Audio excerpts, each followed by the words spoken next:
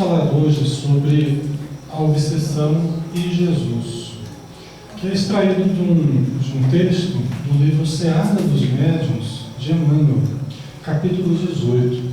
Eu trouxe esse texto para a gente conversar, para a gente analisar, haja vista a dificuldade que a gente percebe em todos nós, na população em geral, diante do assédio espiritual, diante das influências espirituais. A gente vê uma crescente necessidade nessa área devido à falta de preparo que a população tem, que nós ainda temos, porque nosso preparo é precário ainda diante da aproximação que nós estamos da vida espiritual. Uma palestra que o Espírito Telésforo falou, que o André Luiz assistiu no segundo livro, nos Mensageiros. O Espírito Telésforo, ele fala assim, que a cada dia mais a mente encarnada, ela se aproxima das esferas espirituais. A cada dia mais, por uma fatalidade evolutiva, por um refinamento das nossas condições nervosas, mentais, psíquicas, nós nos aproximamos mais das esferas invisíveis.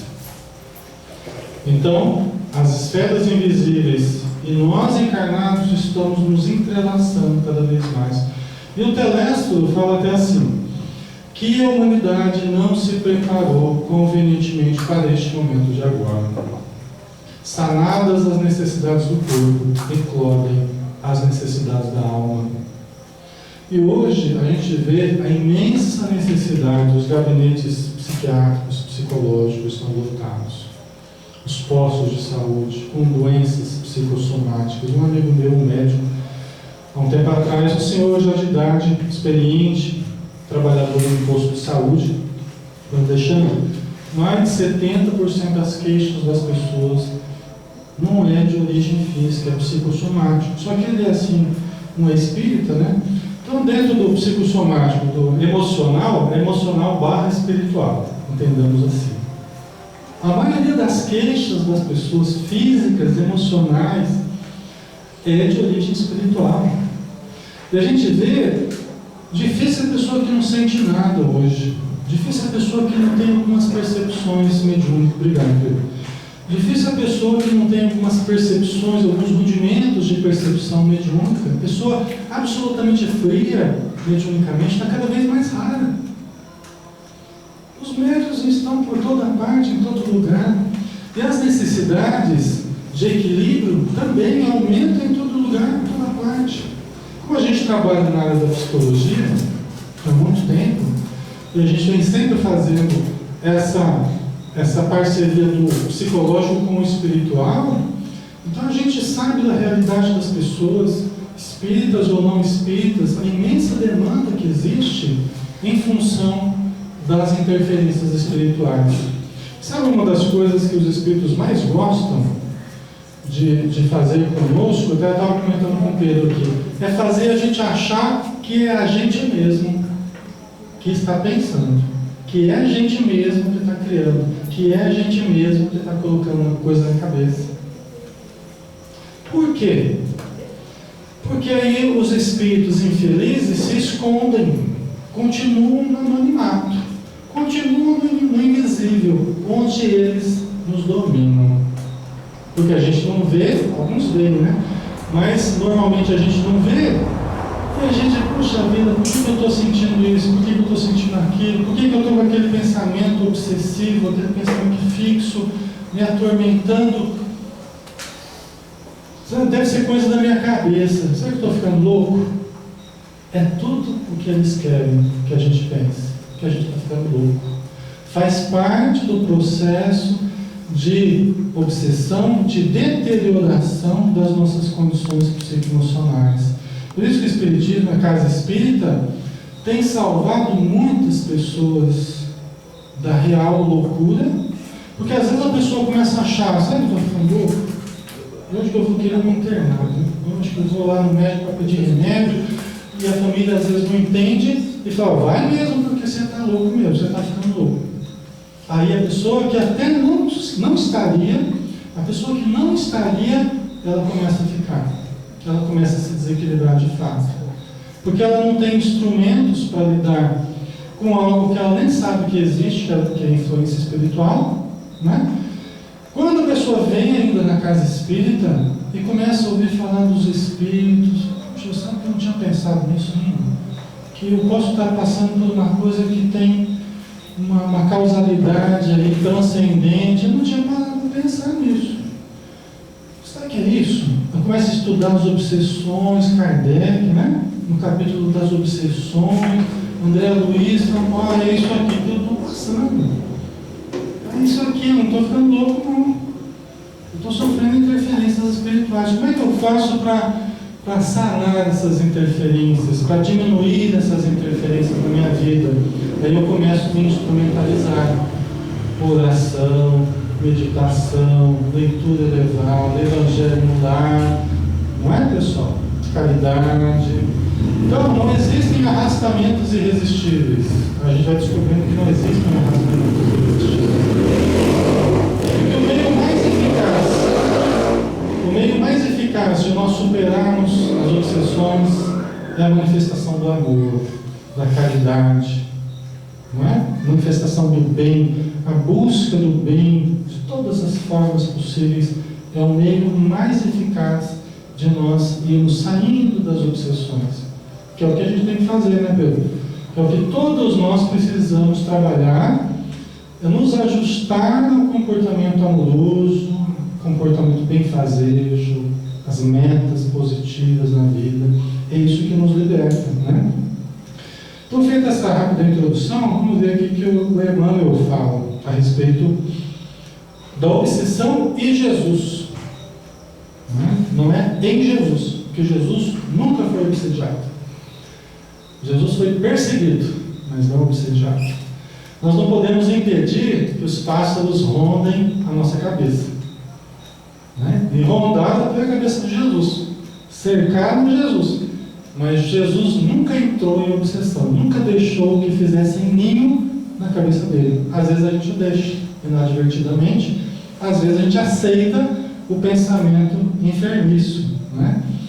Então Emmanuel diz assim: cristãos eminentes em variadas escolas do Evangelho asseveram na atualidade que o problema da obsessão teria nascido no culto da mediunidade, à luz da doutrina espírita. Quer dizer, muita gente, até cristãos, falaram, principalmente no começo do Espiritismo, mas ainda hoje, muitas pessoas falam, a pessoa começou a ficar ruim quando foi lá no centro espírita do Pedro, né? Ou lá no Maria de Nazaré, começou a ficar ruim, porque foi lá que começou a mexer com essas coisas, né? Começou a mexer com os espíritos, aí que ficou ruim, né? Mas isso não é verdade.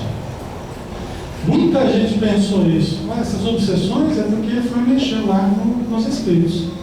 De forma alguma isso é verdade, né? Até o Emmanuel fala, quando a doutrina espírita é o recurso para a supressão da obsessão, né? Então não foi a doutrina espírita que criou a loucura, nem a obsessão.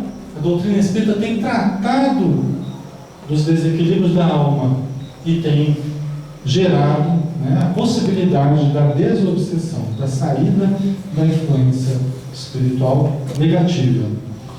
Malham médiuns, fazem sarcasmo, condenam a psicoterapia em favor dos desencarnados sofredores e por vezes atingem o disparate de afirmar que a prática medianímica estabelece a loucura. Gente, infelizmente, até nas nossas fileiras espíritas, a gente às vezes percebe um certo descaso com a prática mediúnica. Um certo descaso com a prática mediúnica, com a desobsessão, né? Sendo que o próprio Emmanuel fala no livro Desobsessão do André Luiz, na abertura do livro, que toda casa espírita deve ter uma reunião mediúnica para atender a imensa demanda de sofredores que se aproximam da casa espírita. Alguns sofredores e outros revoltados, que querem apagar a luz da casa espírita. quando nós atendemos pessoas que chegam à casa, as pessoas que vêm, não vêm trazendo apenas problemas, não vêm trazendo apenas desarmonias, por isso a gente busca o Espiritismo.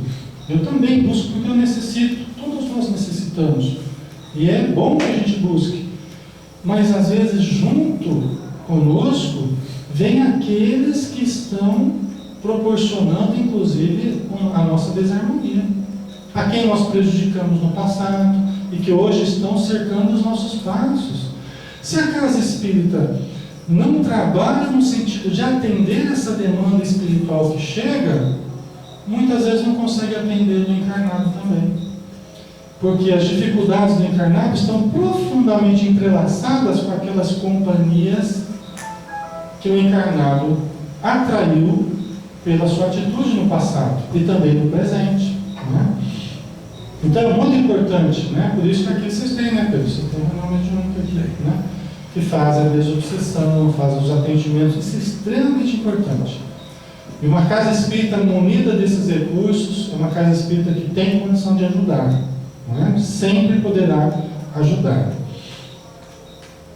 Esquecem-se, no entanto, que a vida de Jesus na Terra foi uma batalha constante e silenciosa contra obsessões, obsediados e obsessores.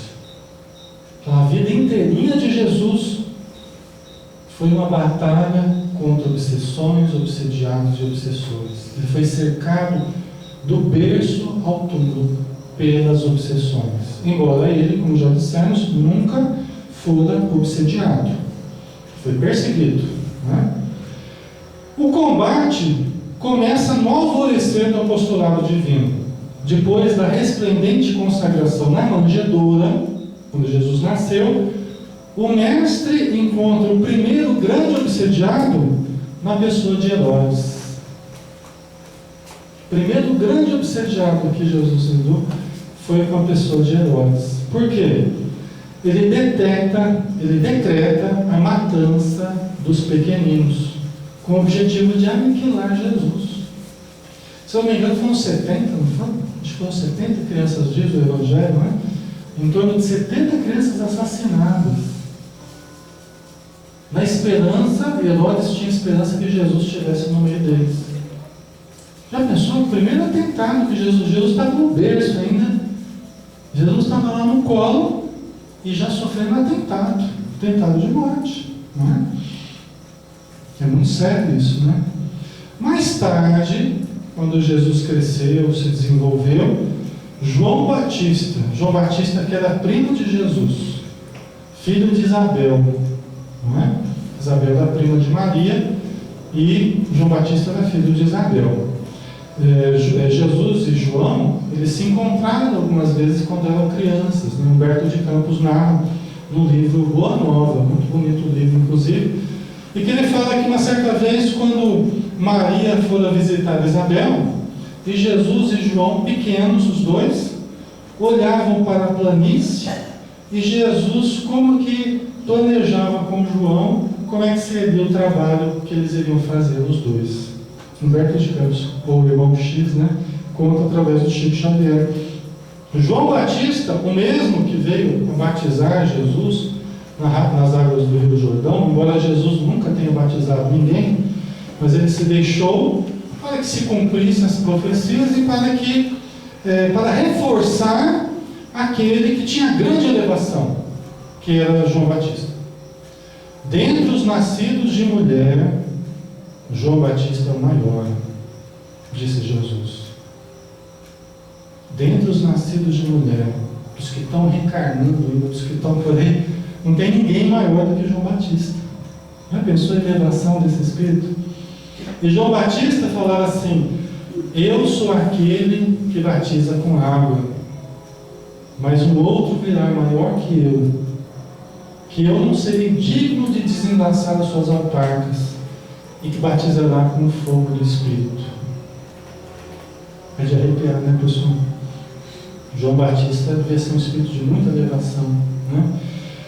Só que Emmanuel fala assim: olha, o companheiro de eleição que Jesus escolheu, né, que veio secundar a obra sublime, sucumbe, degolado, em plena conspiração das trevas.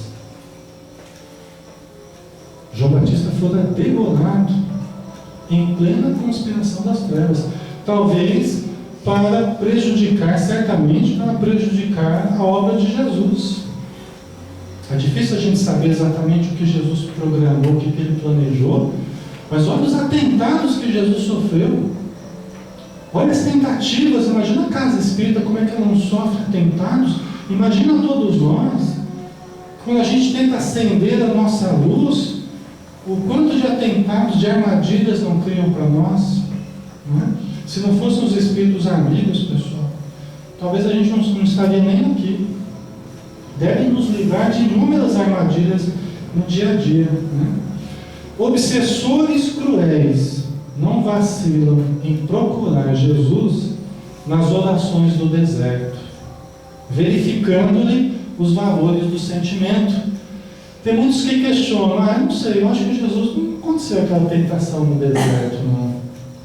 Emmanuel fala que aconteceu. Que Jesus não foi tentado porque a tentação é de fora, a tentação é de dentro, a tentação não é de fora. Jesus não foi tentado, na verdade, porque para ele ser tentado, ele tinha que ter dificuldades que aquilo que iriam fazer com ele seria uma tentação. Jesus não tinha essas dificuldades que nós temos. Se alguém colocar para mim aqui na minha frente uma garrafa de pinga, não vai ser tentação nenhuma.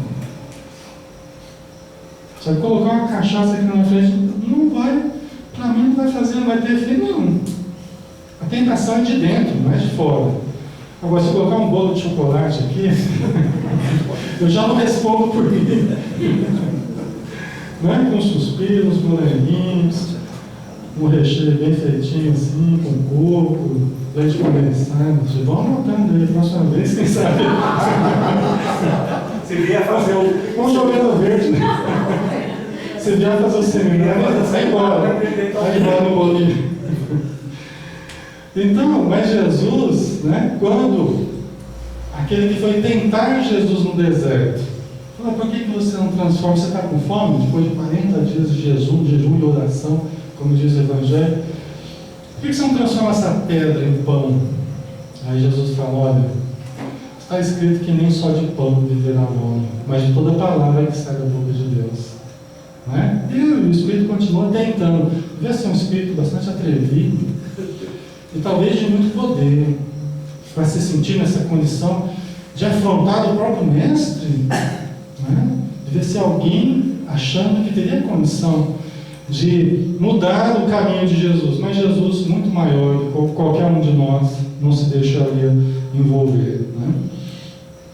A cada passo surpreende espíritos infelizes, senhoreando médiuns desnorteados. A cada passo, Jesus surpreende espíritos infelizes.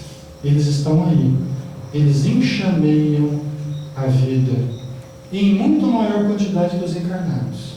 Dizem que em torno dos 20 bilhões os espíritos do planeta, encarnado em torno de uns 7 bilhões, mais ou menos. Imagina quantos espíritos estão por aí, em toda parte. Aqui está lotado de espírito, fora daqui, nas ruas, em qualquer lugar, pessoal. Não nos enganemos, não nos iludamos.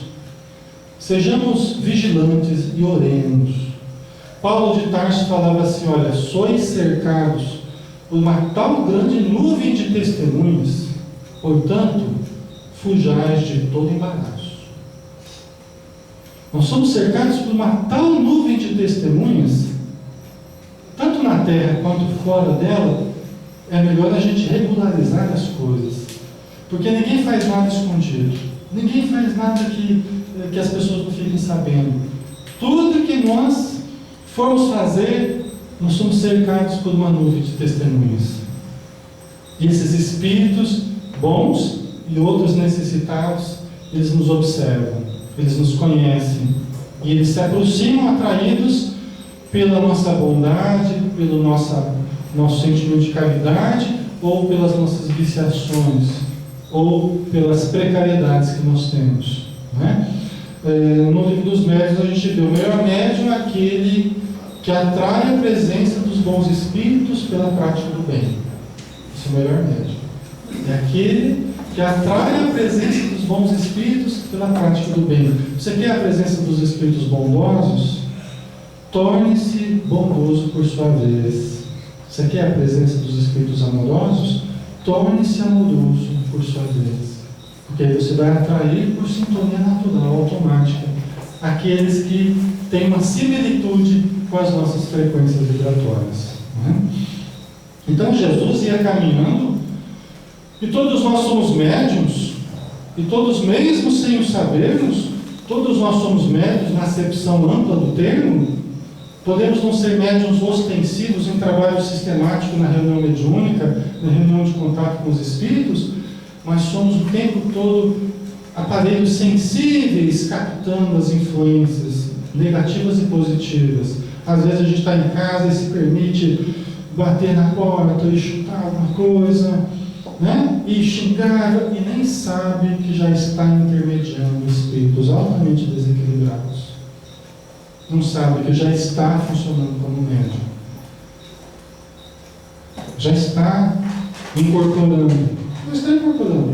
Só que uma incorporação de baixo nível, uma incorporação atormentada e descontrolada, né? E aí na casa espírita é que a gente vai percebendo que, puxa vida, aquilo que os espíritos vão falando é o que acontece comigo. Eu acho que eu estou realmente sendo médium, acho que eu tenho sido médium. Eu preciso aprender a canalizar as minhas possibilidades mediúnicas para o bem, disciplinar, educar a minha mediunidade. E olha, pessoal, difícil a pessoa que não está sentindo, como eu falei, né, agora há pouco. Então Jesus, a cada passo, ele surpreende espíritos infelizes, senhoreando, dominando médiuns desnorteados, que temos sido todos nós, né? Então, nós precisamos ter essa vigilância, né? E havendo-se eles retirado, trouxeram-lhe um homem mudo e endemoniado. Isso está em Mateus, é um dos exemplos, né?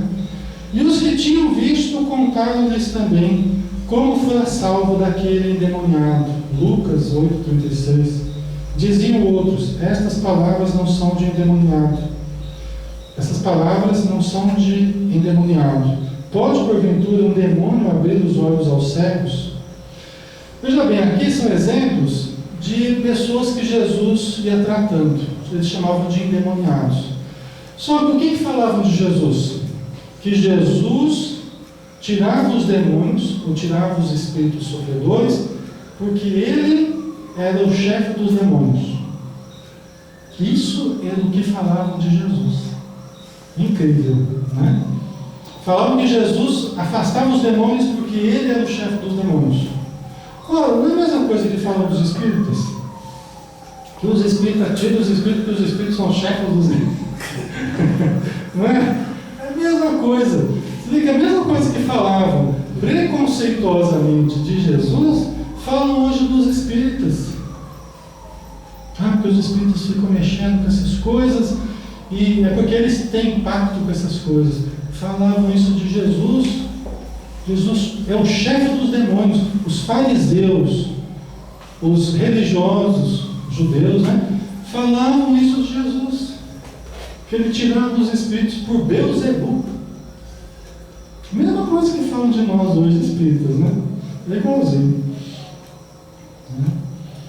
Então a gente não precisa se espantar, nem se amedrontar, nem se afligir pelo que falam. Nós sabemos da realidade.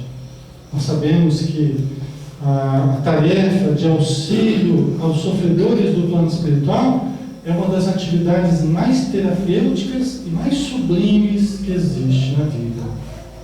Das tarefas mais importantes dentro da doutrina espírita. A opinião minha, reunião mediúnica, socorro os espíritos sofredores, a espinha dorsal de uma casa espírita. A espinha dorsal de uma casa espírita. A casa espírita que eu frequentava no Paraná, que eu cresci ali dentro, e que a gente trabalhou muito tempo, a gente tinha 11 grupos mediúnicos. Eu gosto de citar o Richard Simonetti, um companheiro de Bauru, conheço ele pessoalmente, foi amigo do meu pai. Na casa espírita que ele tem 90 grupos mediúnicos. E que horas a que horas? Sistema 24 horas, né? Plantão, turno de revezamento, né? Call center, delivery, desobsessão, não é? A gente está brincando. Outro dia eu estava fazendo um estudo online, né? E ele tinha ido da nossa casa, ele falou uma vez lá que eles tinham 70 grupos mediúnicos, né?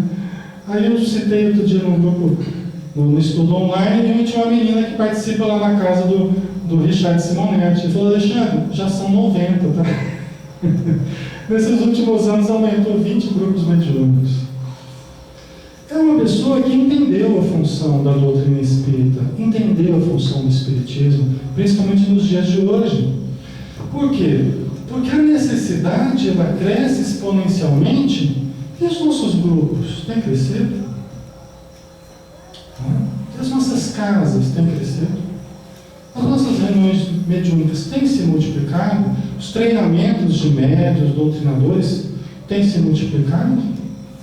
Eu conheço um senhor de uma grande cidade que ele falou o seguinte: ele falou: Alexandre, ele dá curso de médiuns num grande centro, talvez um dos maiores do Brasil. Ele falou assim: Alexandre, no nosso centro passam umas 8.000 pessoas mais ou menos por mês. Sabe o que é isso, Pedro? Aí eu falei assim: escuta, eu fiquei impressionado, né? Eu falei: nossa senhora, tudo isso que passa, faz curso, palestra, passe, não é? Aí eu perguntei: e quantos grupos mediúnicos vocês formam no final de um ano, por exemplo? Aí ele falou assim, pensou, falou: já nenhum. Como é que é? Passam 8.000 pessoas todos os meses pela sua casa e vocês não formam nenhum grupo mediúnico por ano. Aí eu parei para pensar: puxa vida, o movimento espírita está precisando se repensar, né? Quando a gente vê tanta drogadição, tanta criminalidade, quando a gente vê tantos distúrbios psiquiátricos, quando a gente vê tantas angústias, transtornos bipolares, esquizofrenias, obsessões de várias modalidades, e a gente não está fazendo a nossa parte social. Porque quantas vezes nas reuniões mediúnicas nós atendemos, às vezes, chefes de falanges no plano espiritual que coordenam falanges na Terra. Porque não somente as obras do bem, como essa casa, saem das obras do bem do plano espiritual. As obras do mal também têm a sua origem no plano espiritual. E às vezes no silêncio de uma reunião, na mesa mediúnica lá, é trazido às vezes chefes de falanges, não é? Que estão lá coordenando verdadeiras quadrilhas aqui na Terra, no plano espiritual e na Terra, não é? E nós vamos desarmando, os espíritos amigos vão desarmando essas quadrilhas, vão desarmando esses grupos doentios. E aí a gente vê os reflexos na Terra, na melhora das pessoas. A gente vê na saída da obsessão, vencendo o alcoolismo, por exemplo. Meu pai, Pedro, quando a gente mudou, eu nasci em Marília, São Paulo, tá? E em 74, a gente foi para Rolândia, norte do Paraná, perto de Londrina, tá? E em 78 eu comecei a participar, minha mãe começou a participar numa casa, no Maria de Nazaré, lá em Rolândia, que era uma casa, foi fundada por um casal. Esse casal, eles eram dois médiuns, muito ostensivos, assim, muito sensíveis, né? E na reunião mediúnica eles não tinham doutrinador. Eles eram muito ostensivos, um casal, um médico e uma senhora, a esposa dele, e não tinha quem doutrinasse. A gente chegando no centro e tal, ele convidava meu pai para fazer a doutrinação. E meu pai tinha experiência na doutrinação. Ele morou um bom tempo dentro do Hospital Espírita de Marília, um hospital psiquiátrico, com a minha avó e meu tio, e participava das reuniões mediúnicas nesse hospital. Então ele estava habituado já com essa rotina. Só que tinha um problema: meu pai estava bebendo muito nessa época. Meu pai estava assim, e ficou meio afastado do movimento espírita, e você queria achar ele meio de semana, depois do expediente, era no bar. Final de semana era no bar. Eu era pequeno, eu tinha 8, 9 anos mais ou menos. Mas chamaram ele para fazer a doutrinação e ele aceitou. Né? Ele até conta, dando risada assim, que não é a situação ideal de se fazer, né? Mas não tem tu, vai tu mesmo, né? E aí ele começou a fazer a doutrinação dos espíritos, e interessante, que só se comunicava espírito alcoolizado. Eu não sei porquê. O que dava de espírito dentro do bar era uma coisa extraordinária, né? Mas o fato é que a boa vontade dele, né? Ele é uma pessoa espetacular, meu pai está vivo ainda, né? Os espíritos foram fazendo a desobsessão nele. Eu acho que ele foi conversando com os obsessores dele, através dos médios, foi atendendo esses espíritos, e olha, parou de beber, nunca mais bebeu mais nada. E depois criou vários grupos mediúnicos, até hoje está trabalhando, cuida de creche, cuida do centro, cuida na casa da sopa lá, que tem centenas de pessoas. Então, olha o efeito, né? Olha o efeito transformador do Espiritismo. Isso é só um exemplo, mas tem milhares e milhares de exemplos, né? Relata Mateus que os obsediados gerazenos chegavam a ser ferozes. Né? Tem obsediados que chegam a ser ferozes. Se você não aplica um sossego-leão nele lá, ele às vezes não adianta nem fazer pressa, aplicar plástico, principalmente se a pessoa bebeu, viu, pessoal? A experiência que eu tenho de atender pessoas obsediadas e desequilibradas, às vezes alguém me liga, ô Alexandre, na madrugada, Alexandre, eu estou aqui com a pessoa, meu filho aqui, ele está tomado, ele está incorporado. Eu pergunto assim, ele bebeu? Ah, ele tomou uma cervejinha. Ah, esquece. Esquece. Pede para alguém lá aplicar uma injeção nele, pede para... Por quê? Porque a experiência que eu tive é assim, quando a pessoa usou droga, usou álcool, pessoal, acho que nem Jesus não tirar o espírito da pessoa. Estou brincando, né? Jesus deve ter atendido alcoolizado também. Mas é difícil, viu, pessoal? É difícil. Por quê? Porque você não conta com a ajuda da pessoa. E até fisiologicamente, a pessoa fica sem condição de receber. Você fica lá aplicando paz, você fica orando, e não sabe o que é. Tá? Então é preciso tomar muito cuidado, né? Ter prudência. E muitas vezes a nossa casa não deixar chegar nessa situação. Né? Se a gente tem um filho, um marido, fica vigilante, não deixa chegar nesse ponto. Né? Então, refere-se Marcos ao obsediado de Cafarnaum, de quem desventurado do obsessor se retira clamando contra o Senhor em grandes vozes. Os espíritos saíam, Jesus retirava aqueles espíritos, eles saíram praguejando, falando e clamando em altas vozes, né, contra Jesus. Nem todos os espíritos serão auxiliados, nem todos serão auxiliados imediatamente. Alguns precisarão de muito tempo para serem auxiliados. Né? Só que a desobsessão na casa espírita, ela vai sendo feita com tanto cuidado que é um processo cirúrgico. Tem espíritos que, se for retirado de uma vez de perto do encarnado, o encarnado pode até morrer, pode até desencarnar. Aula de sexta. Não é? Aula de sexta.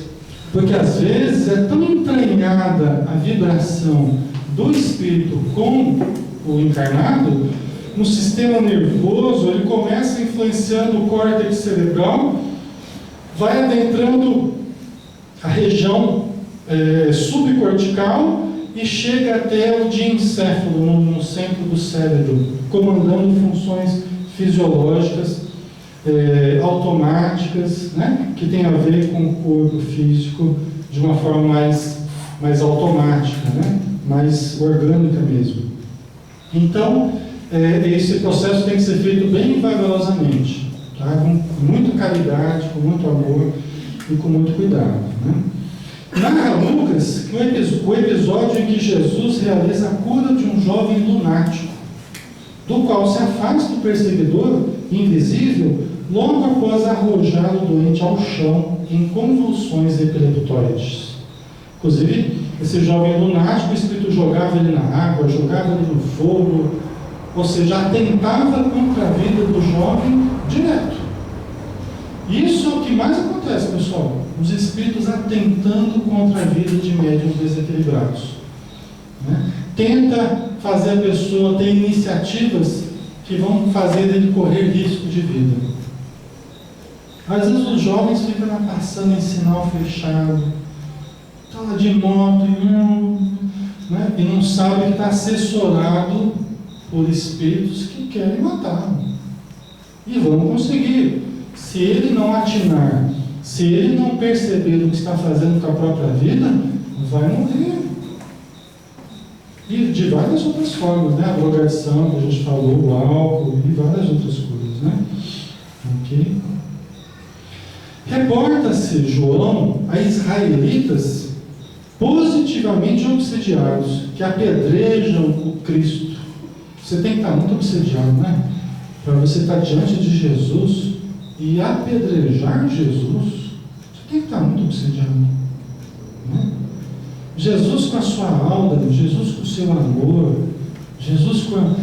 Quando Pedro se negou a deixar que Jesus lavasse os pés de Pedro, Jesus estava lavando os pés de todo mundo, né?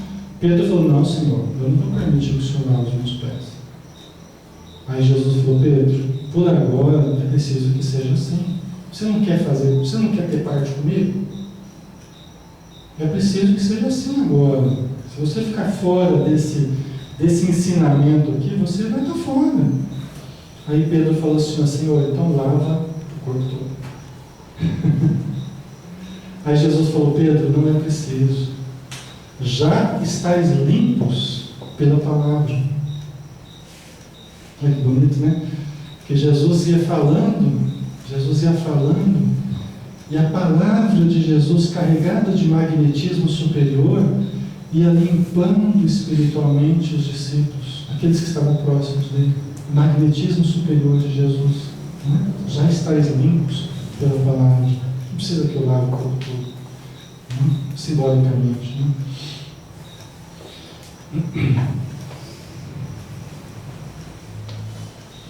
Maria de Magdala, todos conhecem, né? Maria Madalena, que se faria a mensageira da ressurreição. Por quê? Porque Jesus apareceu primeiro para Maria de Magdala. Quando ela foi lá ver o túmulo estava aberto. E ela viu um senhor lá limpando o gramado ali por perto. Falei: Senhor, né? Onde é que está o mestre que estava ali no sepulcro? O senhor viu? E quando Jesus vira, ela identifica que é Jesus com quem ela está falando. Né? E ela fala: Rabone, mestre. Né? E aí ela tenta tocar em Jesus e Jesus não permite. Fala assim: vai lá a Jerusalém e fala para os outros que eu já estou de volta. Porque Jesus havia dito: destruí esse templo e eu reconstruo em 3 dias. Eles já achavam que ele estava falando do templo de Salomão, né? Mas era do corpo dele. Destruí esse templo e eu reconstruo. Sabemos que Jesus não veio em corpo físico, né?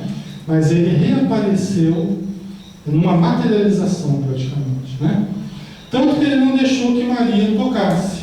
Depois, mais tarde, provavelmente a materialização já estava mais tangível, quando os discípulos estavam na casinha de Pedro e Jesus apareceu no meio deles, certamente materializado. Ele permitiu, inclusive, Tomé tocasse a sua mão, não foi? Foi. Tomé, que queria ver para crer, né? Queria tocar na ferida de Jesus, e aí Jesus permitiu, porque já era uma materialização tangível, né? Então, Maria de Magdala, que se faria mensageira da ressurreição, fora vítima de entidades perversas e um tipo de obsessão que é dos mais difíceis que existe. Qual é o tipo de obsessão de Maria? A obsessão sexual. A obsessão sexual, dizem os espíritos, que é das mais difíceis. Por quê?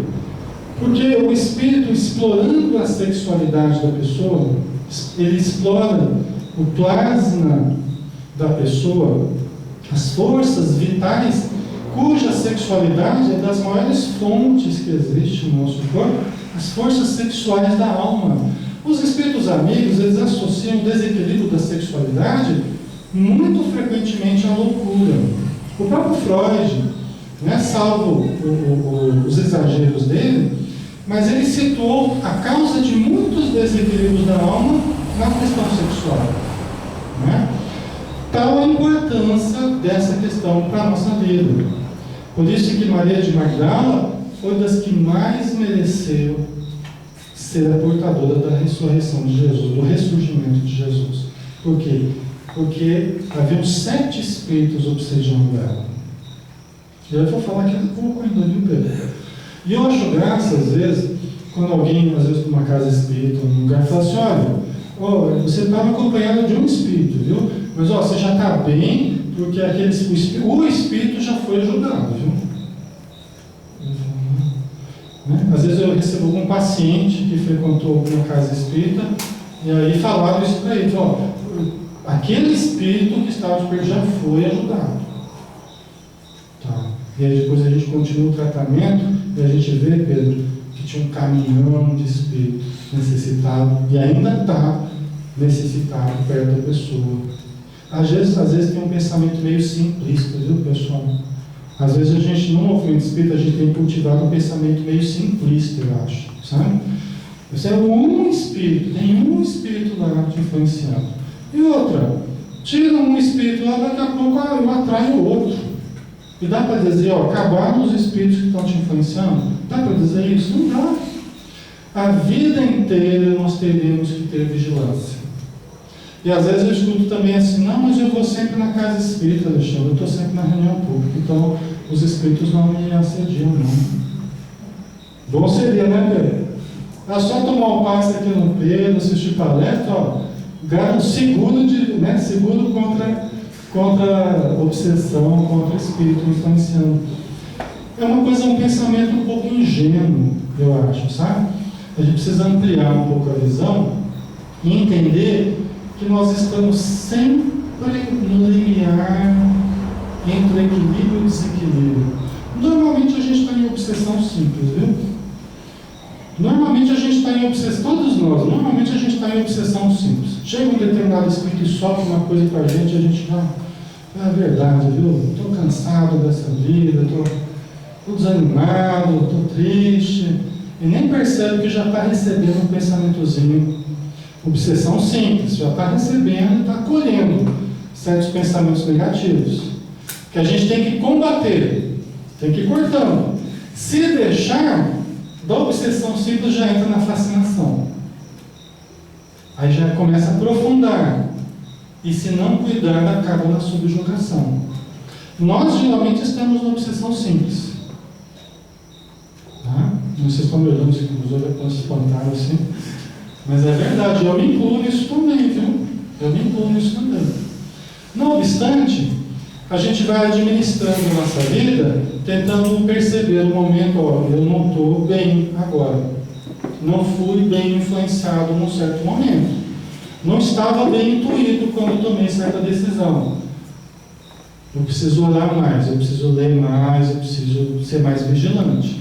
Isso eu faço comigo. Tá? Ninguém está salvo da obsessão, não. Pedro sofria de obsessão periódica. Emmanuel falando, Pedro estava sempre junto com Jesus lá, sofria obsessão periódica. O próprio Jesus falou: Pedro, Satanás está querendo te joelhar. Pedro estava lá no Monte das Oliveiras, né? E os discípulos, alguns, né, Pedro, Tiago e João, né, sempre eram os médios de Jesus, né? Então, Jesus pediu para eles ficarem atentos, vigilantes, e eles estavam lá dormindo. Aí 3 vezes Jesus teve que acordar os discípulos. E aí, Jesus falou: Pedro, Satanás está querendo te ajoelhar. O espírito está pronto, mas a carne é fraca. Não, Senhor, eu estou preparado. Pedro, pois eu digo para você que antes que o galo cante 2 vezes, 3 vezes você vai me negar. Porque quando o bicho pegar, quando a situação ficar difícil, o próprio instinto de conservação, e você, como você está deixando baixar a vibração, fica um alvo fácil para os espíritos. Pedro, eu acho que era o médium mais sensível de Jesus ali, viu? Teve aquele outro momento, já caminhando para o final da maravilhosa, né, que você falou, né? Teve um momento que Jesus começou a falar: olha, eu vou ser pego pelos judeus, eles vão fazer comigo o que quiserem, vão me matar. Aí Pedro falou: não, Senhor, nós não vamos deixar que aconteça nada com o Senhor, não. O Senhor fica falando essas coisas no meio da multidão. O Senhor está fazendo propaganda contra, né? O Senhor fica falando essas coisas, o pessoal fica tudo com medo. A começar do próprio Pedro. Ele deixava que o medo e a insegurança baixasse a vibração dele. Nós também não deixamos que o medo e a insegurança baixem a nossa vibração? Jesus, percebendo a condição de Pedro, falou assim: afasta de mim, Satanás, porque você não conhece das coisas do céu, você só sabe das coisas da terra. Ele não estava falando nem com Pedro mais, ele estava falando com os espíritos: afasta de mim, Satanás. O engraçado é que Pedro, ele era tão sensível que minutos antes, se você for ver no próprio Evangelho, se você for ver alguns versículos antes, Jesus tinha perguntado assim: quem dizem que eu sou? Quem dizem? O que o povo está falando a meu respeito? Aí eles falaram assim: Senhor, uns dizem que és Elias, outros falam que o Senhor é Jeremias, outros falam que o Senhor é João Batista que voltou, ou algum dos profetas. Aí Jesus falou: e vocês? Quem que vocês dizem que eu sou? Aí Pedro, né? Pedro entra em cada fria, né? Mas nessa hora ele foi bem inspirado, né? Aí Pedro se adianta e fala: Senhor, tu és o Cristo, o Filho de Deus vivo. Aí Jesus fala assim: pois eu te digo, Pedro, que tu és pedra, e sobre essa pedra eu construirei a minha igreja. Só que Jesus não estava falando do Pedro, Jesus estava falando da mediunidade. Pedro, você é um médium. Não foi a carne que tu revelaste, mas foi o Pai que está no céu. Você é pedra. É sobre essa pedra aí que eu vou construir a minha igreja. A mediunidade. Acharam que Jesus estava falando de Pedro, da personalidade de Pedro.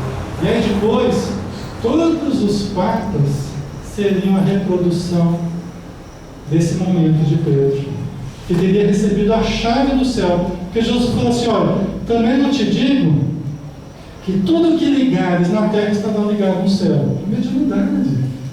Tudo que for ligado no céu, você vai conseguir ligar na terra. Gente, é a mediunidade. Mediunidade que é essa fonte, essa seiva bendita, que nós não podemos ficar sem. Um dos grandes reveses do cristianismo, que se tornou outras denominações com o tempo, foi bloquear a mediunidade.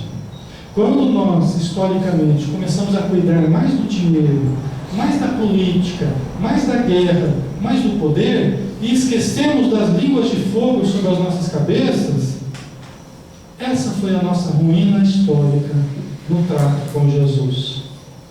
E o Espiritismo, que é o Consolador prometido, que veio restabelecer todas as coisas, veio trazer de volta a mediunidade, veio trazer de volta a ligação para que recebêssemos nas nossas casas espíritas essa seiva bendita que vem do alto, a inspiração superior, o tratamento dos obsediados através das reuniões mediúnicas.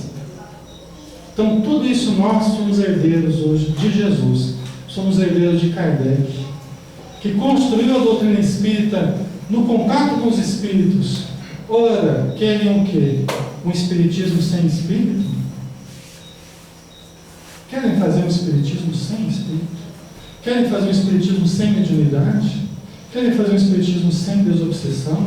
Sem contato corajoso com as falanges de espíritos que atentam contra a casa espírita e atentam contra as nossas vidas, nós temos que ter muita coragem, muita firmeza para lançarmos mão à obra e não olharmos para trás. Não tememos os perigos que todos nós temos que lidar todos os dias.